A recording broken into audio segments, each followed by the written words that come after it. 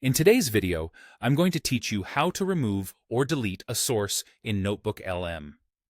Let's get right into it. Start by opening your notebook in the NotebookLM web app. If you're using the desktop app, the flow is the same. Once your notebook is open, look to the left side for the Sources panel. That's where all the files and links you've added to this notebook are listed. If you don't see the panel, try expanding the sidebar or widening your window so the list becomes visible.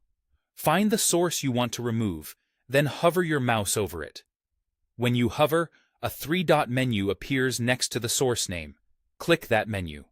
You'll see an option labeled Remove, Remove Source, or Delete. The wording can vary slightly, but they all do the same thing here.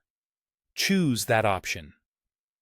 NotebookLM will ask you to confirm, because this action permanently deletes the source from this notebook.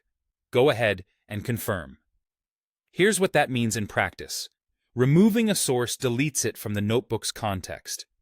NotebookLM will no longer use that file or link to answer your questions, generate summaries, or support new content in this notebook. Any summaries or chat answers that were previously based on that source won't pull from it anymore. If you ever need it back, you can re-import the same file or link later, and it will rejoin the sources list like any other item.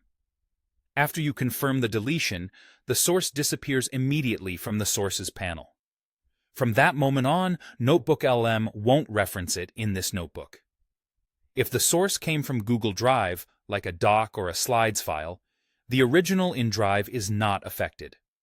Only the copy stored in NotebookLM is removed, so your drive remains intact. This is great for cleaning up duplicates, outdated versions, or sources you no longer want influencing your results without risking your originals. A few quick tips to keep things smooth. Before you confirm, double-check you're in the right notebook and that you've selected the correct source.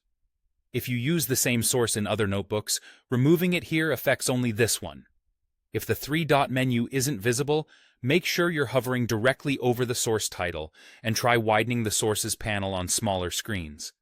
And if the panel itself is missing, ensure you're viewing an actual notebook rather than a library or homepage. That's all there is to it. Open your notebook, hover over the source, click the three-dot menu, select Remove or Delete, and confirm. Keeping your sources list tidy helps NotebookLM focus on the most relevant material, so your answers stay accurate and up to date.